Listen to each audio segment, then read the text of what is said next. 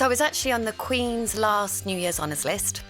So my sort of lovely, I keep calling it a certificate as though I'm like year 6. Do you know what I mean?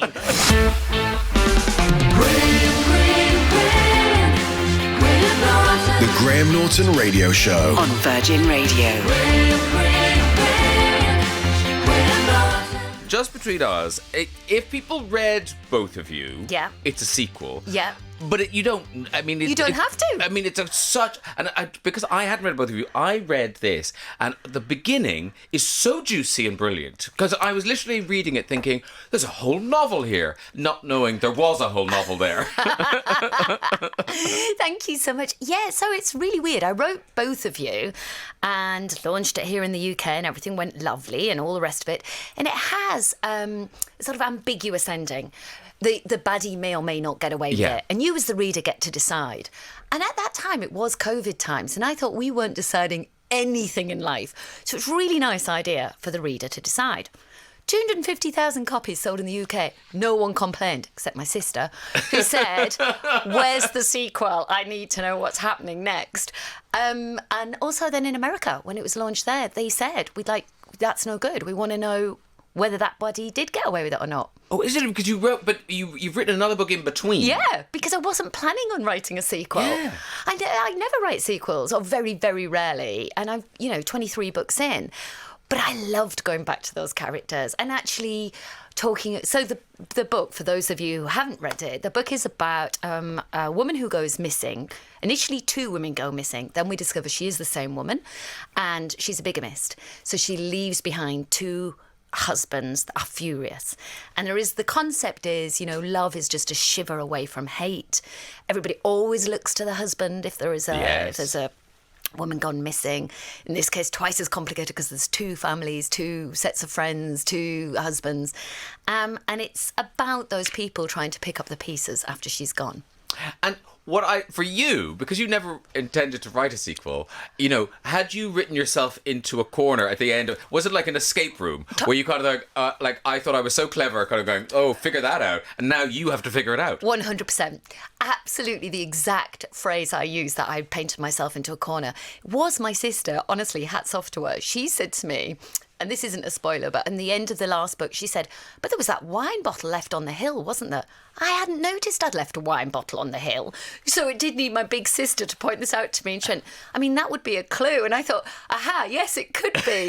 So there was clearly something subliminal in the back of my head.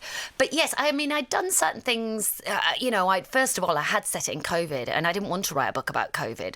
So I had to sort of fast forward to Super Saturday and get them all out, because it's really restrictive if people your characters can't move around, and you need an element of who's where they're saying they are, who's where they're not, and that you can't do if everybody's locked in a room. So I had to move certain things on quite quickly. Yeah, but it's kind of useful in a way and then not useful. It stops being useful. Correct. It was really useful in the first book because she was locked in a room, and everyone related to that experience and that feeling of being, claustrophobic and restricted. But in this one, I wanted it to be more about the consequences and how we get on with our lives, which I think, again, is relatable. Yeah. We literally sent it to, how, there's so many passionate bloggers out there and things. Yeah. We literally half and halved it, sent it to 50% who hadn't ever read both of you and 50% that had. And we found we got equal reviews. Yeah. Literally, people were saying, you can do it either way. Yeah. It's so... I sort of feel like it's so juicy. Yay! In a way, like not having read the first one maybe makes it better. I don't know. And now tell me this, Lies, Just My Luck, they're being developed for television. They are. Yes. And where are we with that? Well, you know how it is. Presumably you've sold them all. I haven't sold them all, but I've sold pretty much I think all my thrillers. Yeah. So I've sold all my thrillers because, before that I did historical fiction and some romance fiction. Thrillers are the thing of the moment. In fact, I've just this year was part of the production team on producing one of my books called The Image of You. Oh, okay. And I was out in the States.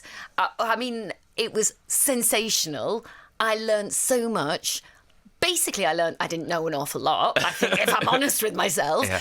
And everything was from me, it was just like gut. And so I was sort of running around telling people what I thought. And after a while, people were like, no, we don't really need you to tell us what you think unless we ask you what you think, which was a really grounding moment, shall we say? Yeah. And then after, I was out there 5 weeks of the shoot, which means I really am feeling it, because normally I'm super disciplined. About writing the next book. Yeah. I'm currently on 95,000 words, but I feel I've been saying I'm on 95,000 words of the next book for a long time.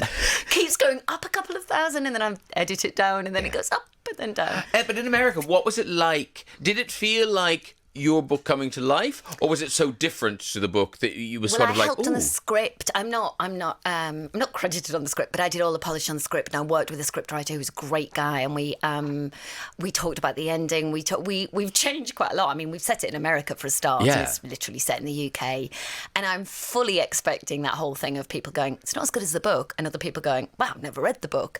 Exactly. I don't mind. I don't mind. Yeah. I'm here to entertain. And what were you involved? I always think the most interesting is the casting, because those people have lived in your head for a year. Yeah. So what were you involved in that bit? Do you know, the casting is amazing. I am so pleased. So Sasha Peterson, I can't even speak, from Pretty Little Liars. So she's the lead, and she is sensational. I just literally last week saw the producer's cut, because we'd done notes, and we'd had the director's cut. You do notes, you get the producer's cut back, you do more notes. I mean, it is the other side of editing. It's really interesting. Is it a film or a series? It's a film. This one's a film. And Parker Young is Nick, the main male lead. But Sasha's fantastic because she has to play two roles. She plays twins. So it's really a complex character, and she was just fantastic. And now I believe, congratulations in order, I don't think I've talked to you since you got your MBE. Oh, yes, indeed. For services to literature. Hello. Yes, I know. Was it an in-person MBE? It was. Who'd you get? The King. The actual King? Yeah, it was his first investiture. So I was actually on the Queen's last New Year's honours list.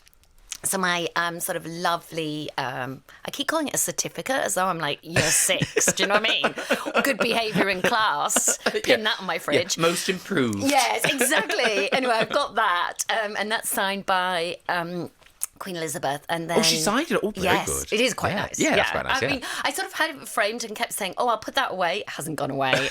Still literally in the dining room where we spend most of the time, you know what I mean? Like the kitchen diner thing. And then this time last year, November last year, the King, and you don't know who it is. And I arrived and they sort of handed me this paper. And it said that, like, a little pamphlet of everybody who's getting an honours that day. And it had, the King's, it's got his name on it. And I just didn't believe it, because so I sort of went up to the Guardy person and said, he's doing all of them. You could tell he was thinking, sit down, A slacker. He just does the first 6. He does 6. He does the first 6 and then hands it over. Yeah. But no, he did. And he was very fun. He was great and chatty. They're either very well briefed or he actually reads my books. Wow. They're very well briefed. And did you buy the video? I did.